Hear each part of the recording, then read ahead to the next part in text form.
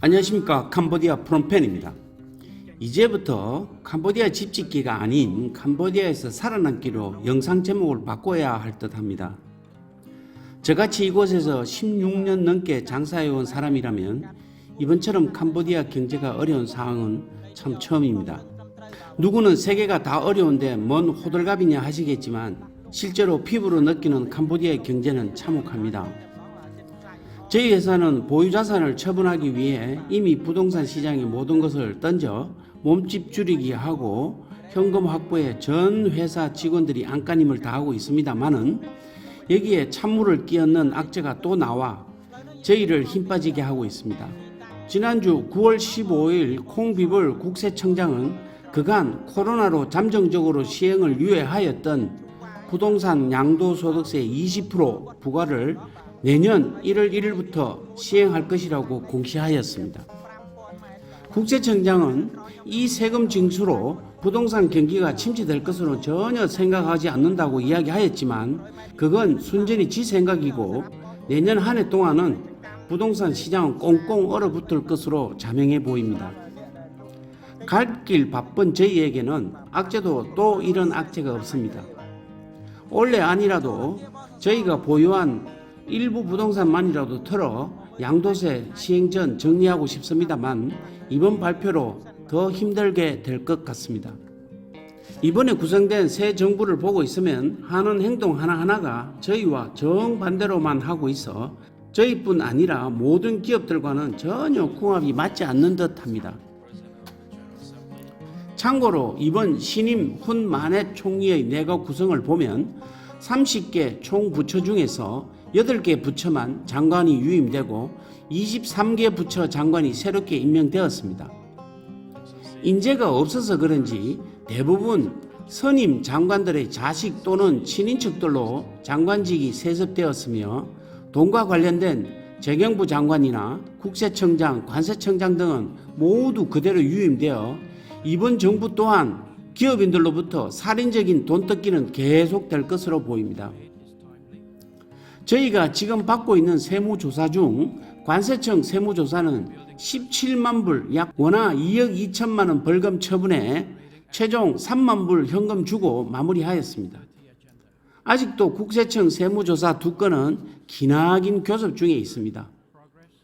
기업인 입장에서는 마치 연례 행사처럼 받고 있는 이런 세무조사가 돈을 떠나 하지 않아도 되는 자료 준비, 별도의 세무 인력 보강, 시도 때도 없는 국세청 호출 등의 영양가 없는 시간과 인력 낭비에 정작 전력을 다하는 경제활동을 심하게 망가뜨리고 있어 화가 더 많이 납니다.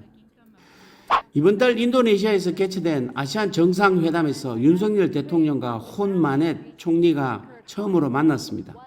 이 자리에서 우리나라 기업들이 캄보디아에 잘 진출할 수 있도록 특별히 도와달라고 했다고 합니다만 지금 캄보디아에 몇 남지 않은 한국 기업들의 고통을 안다면 양국은 이런 립싱크가 아닌 저희 같은 어려운 한국 기업을 살아남을 수 있도록 배려한 다음에 한국 기업들이 진출할 수 있도록 하는 것이 맞는 순서가 아닌가 생각됩니다.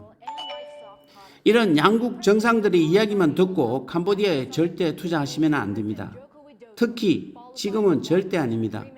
캄보디아에 진출하는 순간에 엿댑니다. 과거 영상에 전해드렸던 프롬펜 신공항 건설에 저희가 납품한 철근의 품질 문제로 반품된 철근은 끝내 시백하지 못하고 저희가 모두 떠안았습니다. 이로 인한 손실이 약 한 55만 불, 7억 원 정도로 저희가 모두 지불하고 이번 달에 모두 정리하였습니다. 한마디로 엎친 데 덮친 격, 누구는 뒤로 잡아줘도 코가 깨진다는 속담처럼 어렵고 어려운 이 시국에 또 한 번 정부공사에 제대로 한번 배우고 갑니다. 지금의 열악한 캄보디아 경기 속에서 저희 건물 임대 사업 또한 잘 될 리가 없고 무료 임대를 내걸어도 선뜻 이사 오겠다는 임차인은 아직 없습니다. 참고로 지난주 아시아개발은행에서 발표한 보고서에 따르면 올해 캄보디아 경제 성장률은 5.5%에서 5.3%로 다소 하락 조정을 받을 것으로 예측하고 있습니다만 다행스러운 점은 인플레이션은 작년 5.3%에서 올해 1.2%로 안정적이고 올 상반기 외국인 직접 투자는 작년 대비 41%가 증가한 23억 달러라고 하며 외화 보유액 또한 작년 대비 올 상반기 184억 달러로 다소 증가하였다는 반가운 소식입니다. 하지만 이 모두 장부상의 숫자놀이에 불과하며 저희 임대사업은 이제 급한 마음을 내려놓고 내년 말까지는 꾹 참고 기다려야 하는 기나긴 터널 속으로 들어온 것을 실감하며 참아볼 생각입니다. 그동안 저희 건물을 찾아오시는 많은 분들이 사찰 옆 진입 도로의 상태가 너무 열악해 불평불만들이 매우 심하였습니다. 과거 이런 사항을 예견하고 건물 공사 중이던 지난 2월 약 6개월 전에 구청에 이곳 구간 100m만이라도 무료로 도로 포장 공사를 해 주겠다고 제안을 한 적이 있습니다만 구청에서는 저희 요청서를 거부하고 다음 달에 공사 예정이니 손도 대지 말라고 해 기다리고만 있었습니다. 하지만 예정된 공사는 진행되지 않았고 저희로서는 건물을 찾는 많은 임차인들과 정원식당 손님들에게 죄송스러운 마음이 컸었습니다. 그러던 것이 지난주부터 도로 포장 공사가 시작되어 작업 중에 있습니다. 사실 많은 분들은 정부가 우리 건물 때문에 공사를 해주는 것으로 아시는데 사실은 이번에 새롭게 공무부 장관이 된 훈센 총리의 셋째 아들 훈만이 새 집이 저희 이웃으로 이사를 와 훈만이 집이 완공되는 시점에 맞추어 급하게 공사할 수밖에 없는 상황이 된 것이었습니다. 어찌되었든 늦게나마 진입도로 공사가 진행되어 다행스럽기 거지없습니다. 그동안 도로 포장도 안 되고 구석진 정원 한식당을 일부러 찾아오시는 손님들에게는 다시 한번 감사드리며 캄보디아 정부에게도 감사드립니다. 그리고 이번에 한국 정부와 캄보디아 정부가 야심차게 진행 중인 똘레삽강과 메콩강을 가로질러 도심을 통과하는 한캄 우호의 다리 프로젝트 공사는 최종 2억 4,500만 달러 자본 규모로 확정, 최종 평가가 완료되는 대로 올 연말쯤 착공할 것으로 보입니다.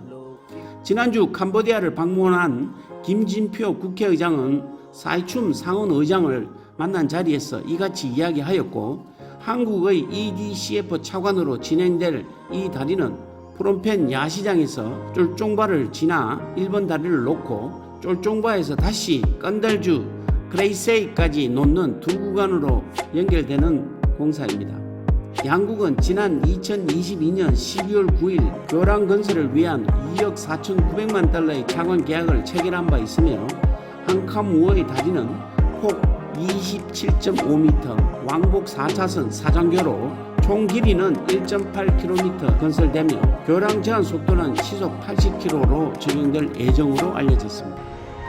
금주도 끝까지 시청해 주셔서 감사드리며 다음 주에도 새롭고 재미있는 이야기로 다시 돌아오겠습니다. 감사합니다. 안녕히 계십시오.